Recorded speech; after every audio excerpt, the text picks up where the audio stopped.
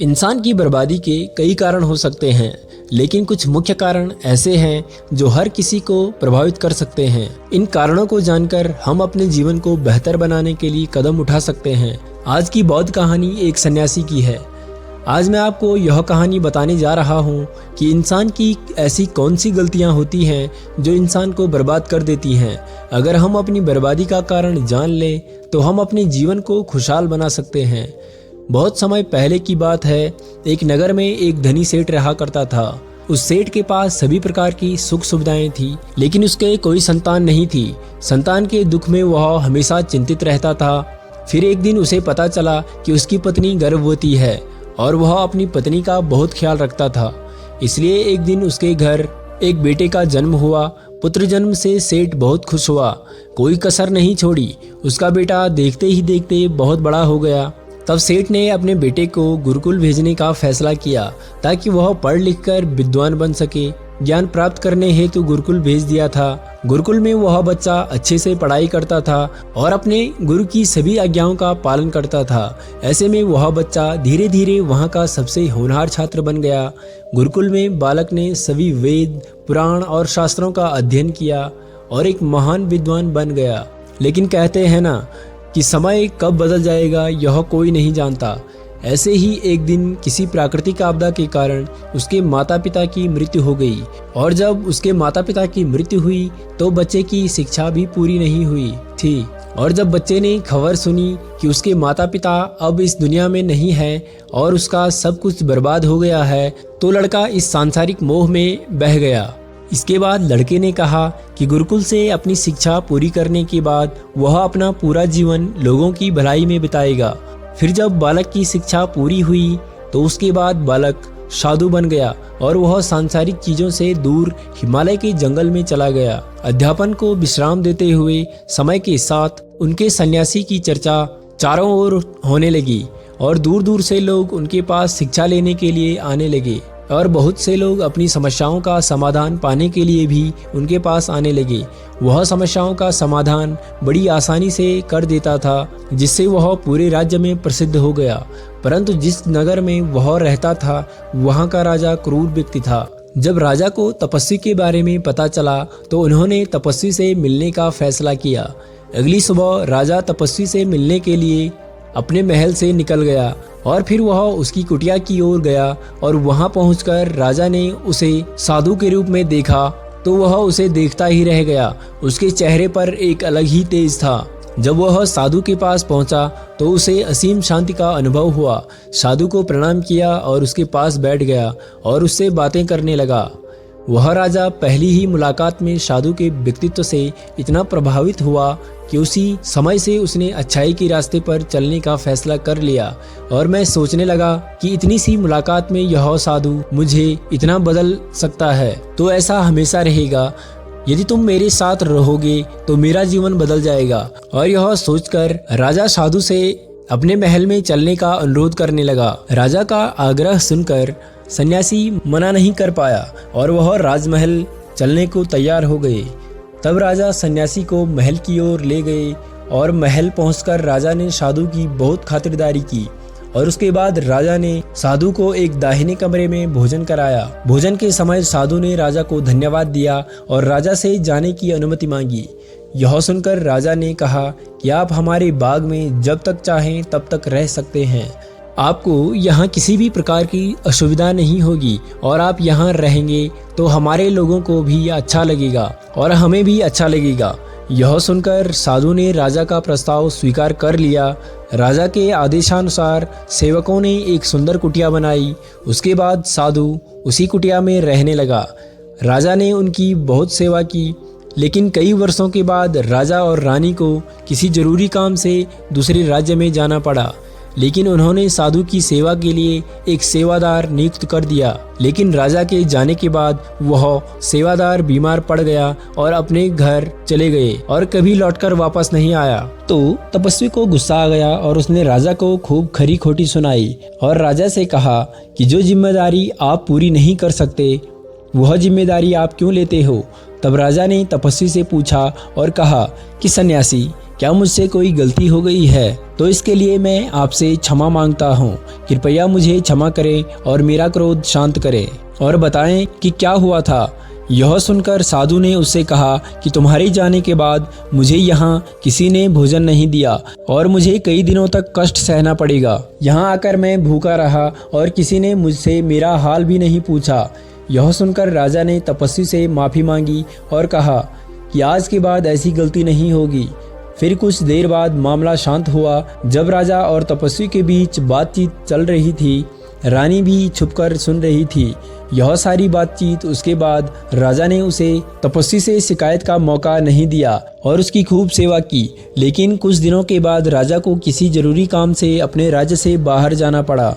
लेकिन इस बार राजा ने राज्य से बाहर जाने से पहले अपनी रानी से कहा कि जब तक मैं ना आऊं तब तक तुम स्वयं ही उस तपस्वी की देखभाल करोगी। यह सुनकर रानी बोली, हाँ महाराज, आप अवश्य जाइए, मैं सन्यासी महाराज की अच्छी देखभाल करूंगी। बाद में रानी प्रतिदिन भोजन बनाकर सन्यासी महाराज के पास भेजती थी।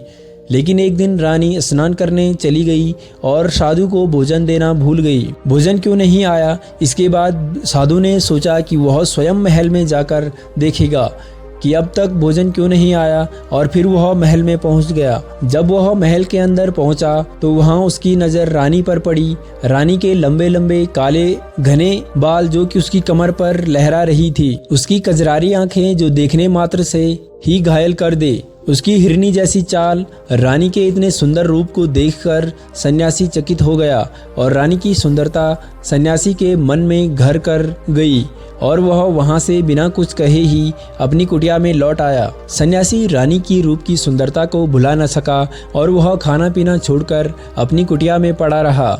उसने कई दिनों तक कुछ भी नहीं खाया, जिस वजह से वह बहुत कमज़ोर हो गया। फिर कुछ समय बाद राजा वापस लौटे और जब उसे सन्यासी की हालत का पता चला तो वह सीधे सन्यासी के पास पहुंच गए और बोले कि हे भगवान, क्या बात है, आपको क्या हो गया और आप इतने कमजोर कैसे हो गए? किस गहरी सोच में डूबे हो? क्या मुझसे कोई गलती हो गई है? तब साधु ने कहा, नहीं राजन, आपने कोई गलती नहीं की है। यह सुनकर राजा बोले, तो फिर क्या बात है, आप मुझे बताएं, मैं आपकी समस्या का समाधान अवश्य करूंगा। यह सुनकर तपस्वी ने राजा से कहा कि आपकी रानी की अद्भुत सुंदरता को देखकर मैं उसकी सुंदरता पर मोहित हो गया हूँ और अब मैं रानी के बिना नहीं रह सकता। यह सुनकर राजा हैरान हो गया और कुछ देर सोचने के बाद राजा ने उस सन्यासी से कहा, मैं आपको रानी दे दूंगा। यह सुनकर सन्यासी बहुत प्रसन्न हुआ। फिर राजा सन्यासी को लेकर महल चले गए और जब राजा और सन्यासी महल पहुंचे तो उस दिन रानी ने अपने सबसे सुंदर वस्त्र और आभूषण पहने थे। फिर राजा रानी के पास गया। राजा ने रानी से कहा कि इस साधु की मदद करनी चाहिए, बहुत कमजोर स्थिति में जा चुका है और मैं नहीं चाहता कि एक बुद्धिमान व्यक्ति की हत्या का कलंक मेरे सिर पर लगे। राजा की यह बात सुनकर रानी ने पूछा कि आखिर इन सन्यासी के इस दुख का कारण क्या है? तो राजा ने रानी से कहा कि सन्यासी आपकी अद्भुत सुंदरता के दीवाने हो गए हैं। राजा की यह बात सुनकर रानी ने कहा कि राजन, आप चिंता मत करिए, अब आप सब कुछ मेरे ऊपर छोड़ दीजिए। मुझे पता है कि मुझे अब क्या करना है। आपके ऊपर ना तो सन्यासी की हत्या का पाप लगेगा और ना ही उससे मेरे पवित्र धर्म का नाश होगा। रानी की यह बात सुनकर राजा ने रानी को सन्यासी को सौंप दिया। उसके बाद सन्यासी रानी को लेकर कुटिया पर पहुंचे। जब रानी सन्यासी की कुटिया पर पहुंची तो रानी ने सन्यासी से कहा कि हमें रहने के लिए घर चाहिए, हम इस झोपड़ी में नहीं रह सकते। यह सुनकर सन्यासी राजा के पास गया और राजा से जाकर बोला कि हे राजन, हमें रहने के लिए घर चाहिए। सन्यासी की यह बात सुनकर राजा ने उनके लिए घर का प्रबंध किया। फिर सन्यासी रानी को लेकर घर पहुंचा। जब रानी सन्यासी के साथ उसके घर पहुंची तो रानी ने सन्यासी से कहा कि यह घर तो बहुत गंदा है और इसकी हालत बहुत खराब है, मैं इस घर में नहीं रह सकती। यह सुनकर सन्यासी फिर से राजा के पास गया और राजा के पास जाकर बोला कि हे राजन, जो आपने हमें घर दिया है उस घर की हालत बहुत खराब है। सन्यासी की यह बात सुनकर राजा ने उस घर की हालत ठीक करवा दी। उसके बाद फिर रानी घर के अंदर गई और नहा धोकर बिस्तर पर आ गई। तभी साधु भी बिस्तर पर आ गया। फिर उसके बाद रानी ने साधु से कहा कि आप जानते हैं कि आप कौन हैं और आप क्या बन गए हैं? आप एक महान साधु थे जिनके लिए राजा स्वयं आवश्यक चीज़ें उपलब्ध कराते थे, जिनके पास दूर दूर से लोग ज्ञान प्राप्त करने आते थे, जो लोगों को सत्य का मार्ग दिखाते थे, जो लोगों की समस्याओं का समाधान करते थे, जिन्हें सभी लोग गुरु मानते थे, जिसे सब लोग भगवान मानते थे और उनकी पूजा करते थे। और आज आप वासना के कारण मेरे गुलाम हो गए हैं।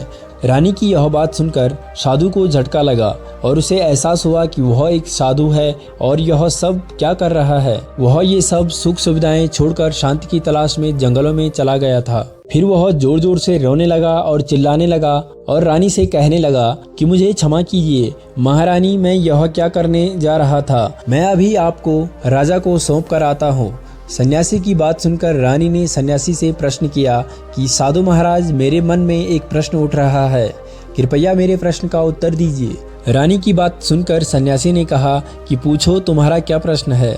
फिर रानी ने कहा कि जब आपको उस दिन भोजन नहीं मिला तो आप बहुत क्रोधित हो गए। तब मैंने आपके ये रूप पहली बार देखा था और तभी से मैं आपके व्यवहार में परिवर्तन महसूस कर रही थी। ऐसा क्यों हुआ साधु महाराज? आखिर आपको इतना क्रोध क्यों आया? रानी की यह बात सुनकर सन्यासी ने रानी को समझाया कि मैं जब जंगल में था तो मुझे समय पर भोजन भी नहीं मिलता था, लेकिन जब मैं महल में आया तो मैं महल में आने के बाद मुझे सारी सुख सुविधाएं मिली और फिर मैं इन सभी सुख सुविधाओं के मोह में फंस गया और मुझे इसके प्रति लगाव उत्पन्न हो गया और फिर मुझे इसको पाने का लालच उत्पन्न हो गया और जब मुझे यह नहीं मिला तो मेरे अंदर क्रोध उत्पन्न हुआ। फिर सन्यासी ने कहा कि महारानी, सच तो यह है कि अगर इच्छा पूरी नहीं हो तो क्रोध उत्पन्न होता है और अगर इच्छा पूरी हो जाए तो लालच बन जाता है। फिर सन्यासी ने रानी से कहा, यह इच्छा की पूर्ति ही मुझे वासना के द्वार तक लेकर आई है और मैं आपके प्रति आकर्षित हो गया। इसके बाद तो सन्यासी रानी को लेकर राजा के पास गया और बोला कि हे राजन, मुझे क्षमा कर दीजिए, मुझे अपनी गलती का एहसास हो गया है। यह लो आपकी रानी, मुझे यह सब नहीं चाहिए। मैं अपनी इच्छा के वशीभूत होकर यह गलत कार्य करने जा रहा था और अपने जीवन को बर्बाद कर रहा था, लेकिन अब मुझे सब कुछ समझ आ गया है। इसके बाद उस सन्यासी ने कहा कि हे राजन, मनुष्य की बर्बादी का कारण उसकी 4 आदतें बनती हैं और दुनिया की हर एक व्यक्ति के अंदर यह 4 अवगुण होते हैं, लेकिन जो व्यक्ति इन पर नियंत्रण कर लेता है वह दुख और परेशानियों से बच जाता है। वहीं जो व्यक्ति इन 4 दोषों पर नियंत्रण नहीं कर पाता है वो बर्बाद होने के कगार पर पहुंच जाता है। यह सुनकर राजा ने कहा कि महाराज, आप मुझे वो 4 आदतें बताइए जिससे कि मनुष्य की बर्बादी हो जाती है।